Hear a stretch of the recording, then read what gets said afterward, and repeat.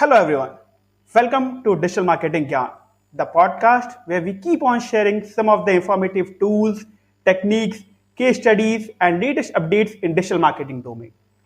I'm your host Prince Kumar, and today we have an amazing guest with us who will be sharing the case study of how Branzio Watches increased its online sales from 6 figures to 8 figures. We have Ronnie Teja, the founder and a digital marketer at Branzio Watches. Ronnie was born in Mumbai, India, and then migrated to Canada in the year 2008 when he was around 22 years old. Currently, he owns and operates a thriving e commerce company that sells watches and related accessories across 15 websites, including Branzio.com. His team consists of around 35 employees that are spread out in a dozen of countries. Before starting his entrepreneurial journey, he has been associated as a digital marketer with prominent brands such as Indian Winter Olympics Association, HSBC Canada, and Best Buy.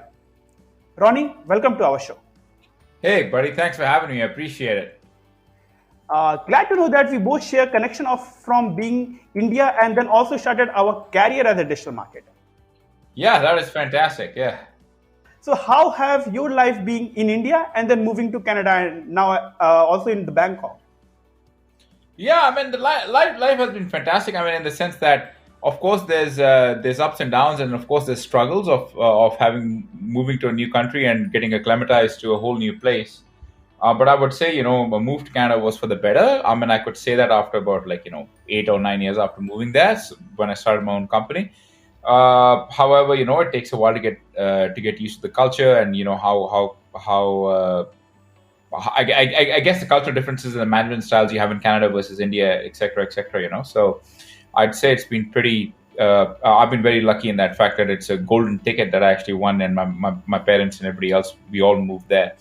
More so than anything else, what I would say is, I created a life of living a very nomadic lifestyle. So usually the way my life is, I'm a perpetual sun chaser. So I spend 2 or 3 months in Vancouver, I do spend 2 or 3 months in Berlin in Germany, and I spend 6 months of the year here in Bangkok. Amazing, amazing. So, Ronnie, tell me, how does the idea of Branzio was started?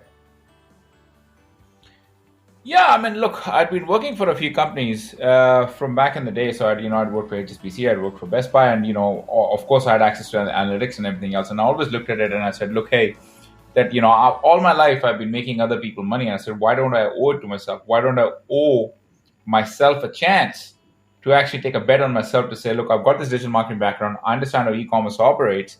Why don't I actually take a chance on myself? So through some research, etc., I found that watches was a very profitable niche, especially back then. And it was all about time to market. So that's how I came upon watches and men's fashion accessories, and that's how we started. Oh, that's great. So, how has the journey been till now in terms of whether you can say in terms of growth and other major achievements? Yeah, for sure. I mean, look, the first thing is, I started with about $20,000 in my bank account. So, I mean, in terms of $20,000 included the cost of digital marketing, $20,000 included the cost of employees, included the cost of sourcing the product, ads, etc., etc., etc. I mean, I was lucky in the sense that we got an opportunity to Facebook and Instagram and all these other ads before, the market was nascent for it. So we actually were testing things out before Instagram became big. And, that's actually worked out for us. Influencers have worked out for us in a bunch of different things. I think one of my personal achievements was actually growing the brand from 6 figures to 8 figures. That was a big achievement in my life. From there on, of course, building a team of, 35 employees working in about, 5 different continents. I would consider that a win in my books. Even more than that, I would say that the way we have a distributed team, we don't actually have an overhead. We don't have offices. The whole team is working remotely, and we're pretty much in synergy as to how we actually do things.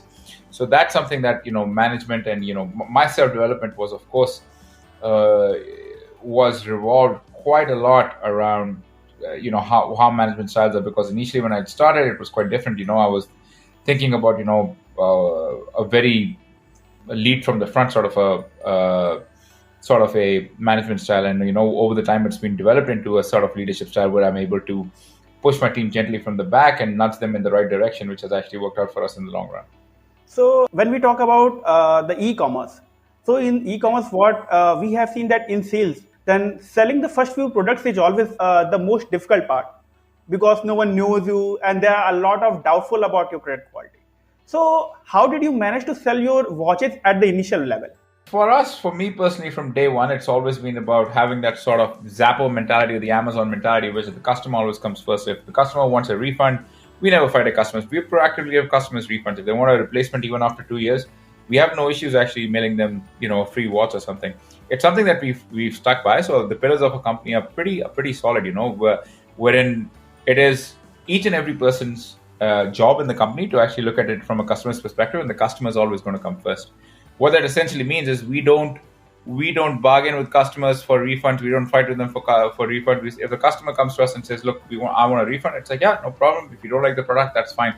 Because not now, but maybe 1 or 2 years from now, the customer is going to come back, right? And what that essentially means is you want to be able to give that customer that trust. So when you're talking about trust and you're starting a new website, what is going to set you apart from your competition is how you actually interact with the customer. Of course, reviews are a big thing, etc., etc. But having a sleekly designed site, having a customer service that works 24/7, 365 days of the year, having infrastructure and support, which is via phone or email or live chat or text or WhatsApp. We give our customers all that. So we have various touch points where people want to touch us, and we are always happy to provide them with different ways of how we are able to service our customers no matter what. Ours is a physical product, so when it comes to digital delivery, etc., etc., we're able to even do that. Every step of the journey, we are able to handhold them. We are able to take them through the whole process, and we are also able to take them through the journey of when their product is going to be delivered to them. And I thought that was the most important part for me, which is when are they going to get their product in hand. So all through that process, it was extremely important for us to make sure that the customer sees all of that. And of course, some of people tried, people bought, people left reviews because the service was fantastic. And yeah, so that's where we came in. Definitely. The customer is the key point which you have mentioned. So I think so that's the important part when one goes for building an e-commerce company. So if you are having customer as a center point, then definitely it will be beneficial in terms of a long run. Yes. Ronnie, I have also heard that you own around 18 different sites. Can you tell us more about them and how they are complementing your core business?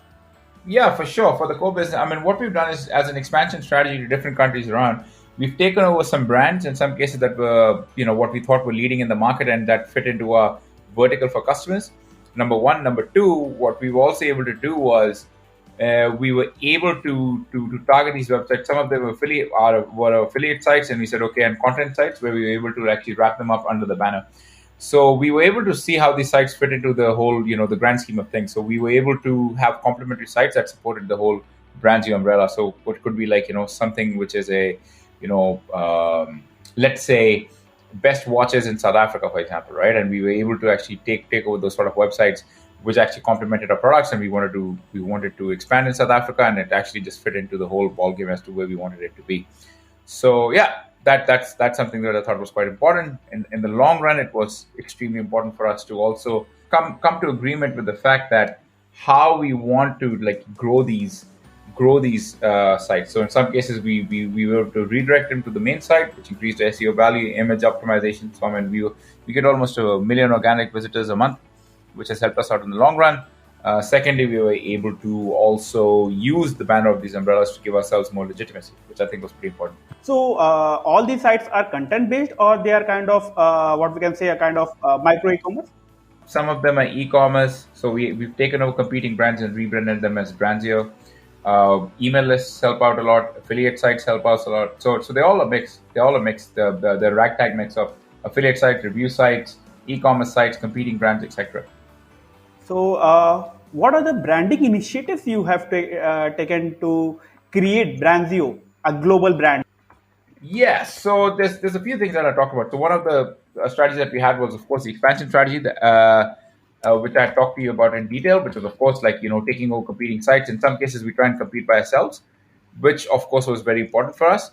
That I think has worked out for us. And if usually if you can't compete and there's somebody else that we thought would be long term, you know, then we've actually ended up acquiring our competitors in those places. So that's one thing. Of course, when we're an e-commerce business again, so anything that comes to scaling. So if you think certain ad sets are working for us, if certain things are working for us, in the long run, what we do is we just put pedal to the metal. So we don't wait for anything to happen. We'll just load up our ads and like strictly go after that market as much as we can, and we'll try and spend 10, 20, $30,000 a day to be able to generate as much revenue because we know what is sticking and we're able to do as much as we can there. So that's some of the stuff that's worked out. Of course, not to take out the fact that hiring has worked out extremely well for us.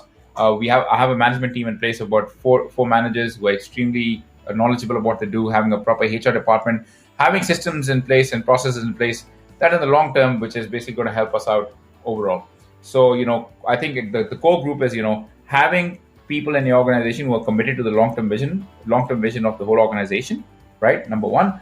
Number two, having that sort of Amazon's mentality, because whenever people join the organization, they come from different mindsets, but they need to be able to come to the organization and figure out that this is what we are here for, which is customers always number one, customers always first, etc., etc. And then, of course, then comes the other stuff, which is acquiring customers or everything else. Customer satisfaction for us is extremely, extremely important, and I can't even speak too much about it. So I think that's something, that's something that a lot of people forget. And I think that's something that people need to keep an eye out for. Definitely. So, if I have to say, like you mentioned that you have placed a good focus on your SEO strategies, means in terms of whether it might be acquiring your competitors or in terms of Yeah. even building your website. So, can you just put some light on your SEO strategy, like how it has been? Have the focus been more on the brand words or a kind of generic keywords? Yeah, most of our stuff comes from generic words. What is the best watch strap? How do I fix the XYZ sort of watch strap? It comes from a couple of different things, right? You have to think about how these things will work out for you. So, for example, for me, what was important was creating support articles for watches, like how what is the best watch for me, like how do I fit into that watch strap. Another thing that I would look into is like what image SEO. So image SEO is quite important, making sure your alt tags for images are correct. Making sure that when you Google like black and gold watches out, that we would be showing on the images in the first 10 results, etc., etc. And of course, having support articles about help me choose my watch. What is your wrist size? Because a lot of people don't know that kind of stuff. So we are all over that. We are all over that. So that's something. And of course, using these support pages, help pages, which of course in the short term did not have much sort of value to us in terms of sales. But in the long run, what it is for is it is there to help people out, right? The reason why it's there is to help people make the right choice. And of course, then they get exposed to the brand, and from the brand, of course, then it's once they're exposed to the brand, then they can move on to make a purchase decision, looking at, okay, this is a site I've seen them before. They're trustable. They have the right reviews, etc., etc. So we're not looking for a short-term gain. Most likely, what people are doing is they're putting the money up, and they're like, oh, I expect a sale tomorrow, and I expect XYZ tomorrow, and then why am I not getting sales? You have to think about it from the long run.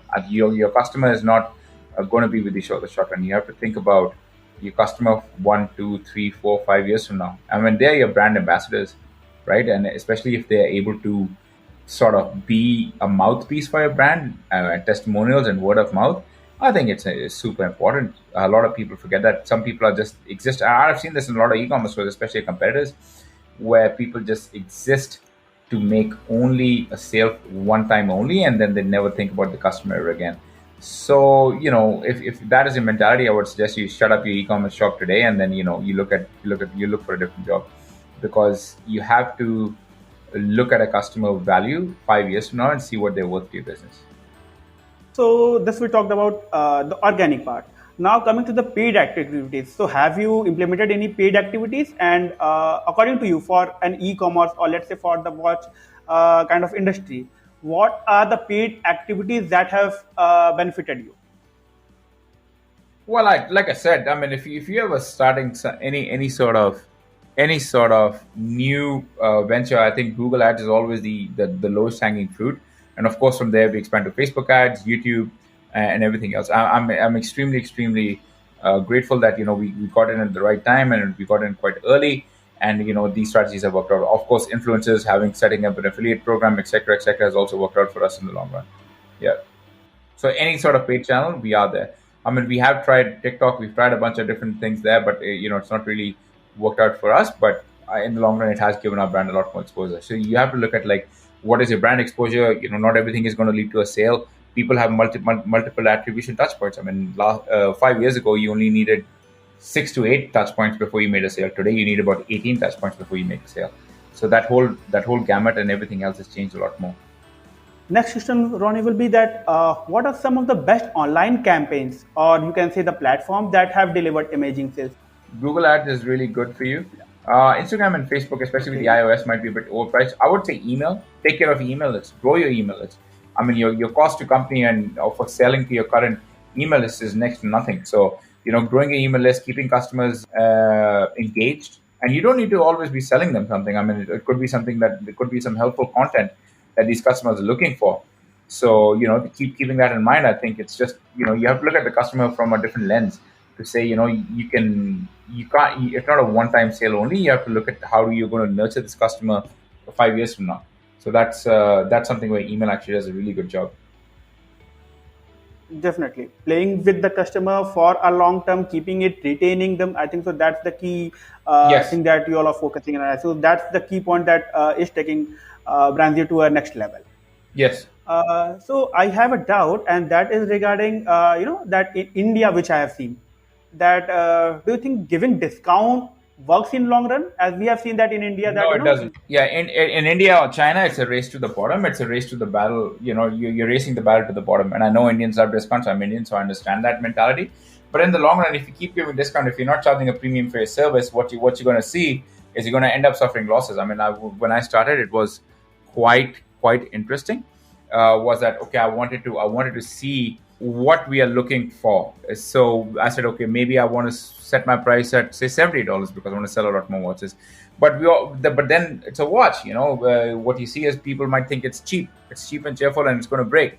So then we tried $150. So you have to play around with the price to see what it is. And at the end of the day, discounting is like the worst thing you can do. It's going to dilute your brand. I mean, we in the watch brand business, we want to have sort of a premium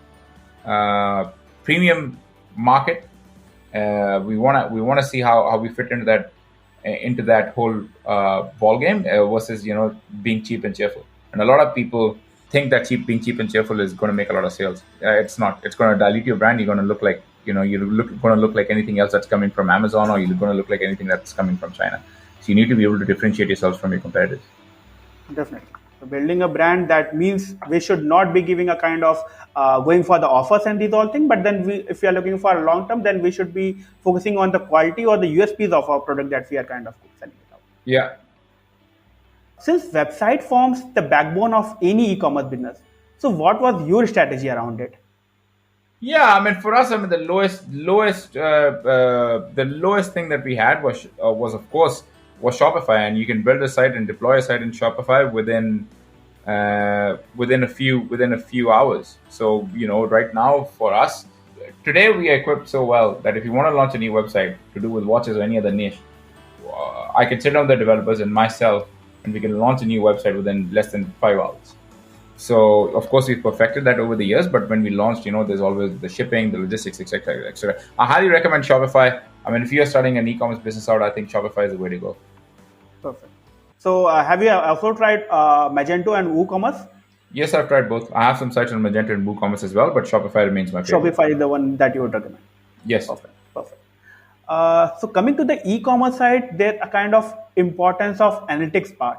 So is there any tool or how you keep on working on the analytics part to understand the performance, whether it might be on your Well, I website usually or use Google Analytics, and it works out for me. I mean, we've only used GA. We haven't used any fancy other fancy software. I mean, people of course use a bunch of different things, but I personally have found GA to be the place, the way to go. definitely. The Google Analytics keeps on growing, and every time, like recently, they have updated a new version, so that keeps on helping. So I think so that's the perfect thing that we Yes. we can keep stick to the Google Analytics only. Yes. Since the products is made for the global market, so what things were taken care of to provide the personalized experience to people from different countries?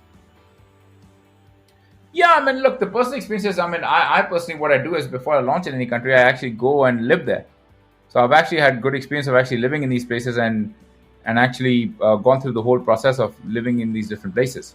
So once I have worked there and once I've been able to do everything, then it's quite interesting that I've been able to look at these countries and see how things operate, networking with the local business association, etc., etc. So what you have to go live there. You have to understand what the small differences they may have. How business is done in India is not necessarily how it's done in Australia or Canada or the US, or how it's done in the UK is different from how it's done in Germany. So you have to go and understand these nuances when you go there in person. So before we launch there, I usually do a test study of the market for a couple of months, and that's where I get to travel there and see what it's like. Yeah. So you personally go and then experience that. So that will definitely helping in terms of to market that product, to understand what the customers generally need for, or what is the communication that will be better to get a better conversions from them. Yeah, that works. Customer retention is a big challenge in e-commerce industry. How do you see it, and how do you ensure that customers keep on coming back on your website? Yeah, I mean that's what I mentioned earlier that I keep harping about is the importance of email to re-engage customers, right? So when you have a new site being launched, etc., etc. I always say it's important to look at what options you have, right? So helpful content is a good way. Staying on top of mind of customers. I mean, it's not always customers are actually going to come to you and they're going to say, "Hey, I just bought a new watch yesterday. I'm going to buy a new watch today." What is important is that you stay on top of mind so that when there's a special event or there's something else is happening, then it's always good to say, "Hey, hey guys, we thought about you, and I need to buy a new watch for my dad. It's Father's Day. How are we going to go about it?" So that is where it comes in. So being on top of mind of customer at any point of time, I think is quite important for us. So, is there any three digital marketing mistakes that you did during the journey, and that I think so that if you can communicate to our audience, so that we can learn from them? Yeah, sure. I think my first mistake was actually not sourcing my product correctly because I tried to make something in Vancouver. I tried to get my watch made in Vancouver, which is extremely expensive. But then I found, I found that it was cheaper for me to fly to Hong Kong and actually source the product in person in Hong Kong and actually make a one-on-one connection with people in Hong Kong. And from there on, that's where the business grew. So you have to be able to trust people and to be able to outsource it to have a better discussion as to how you want it to be, right? Number one. Number two, I would say I've made some mistakes in terms of like launching campaigns, for example, launching AdWords and using only broad match modified, broad keywords versus using BMM or phrase or exact, and realizing it, after the budget had run out a few times. Or now Google spends 300% of your budget. So that's pretty important to know as well. And in some cases, not having the tracking and the tagging done properly, which of course has affected us in the long run. And any last piece of advice that you would be giving to the digital marketers who are working in e-commerce space? Yeah, I would always say it's important. It's important to be on the top of things, and what's more important is to stay ahead of the curve. Whatever new is coming out, it's good to look at it. It's good to digest it. But remember the 80-20 principle. So keep 80% of your budget, use it on tried and tested methods, and only keep a 20% budget for test and see what actually works for the people, right? But a lot of people say this is bright shiny object and we're going to use this, etc., etc. It's the best new thing, blah blah blah. But it doesn't necessarily work for your brand. You have to give for a brand, and especially in e-commerce, you have to look at like what works in terms of sales.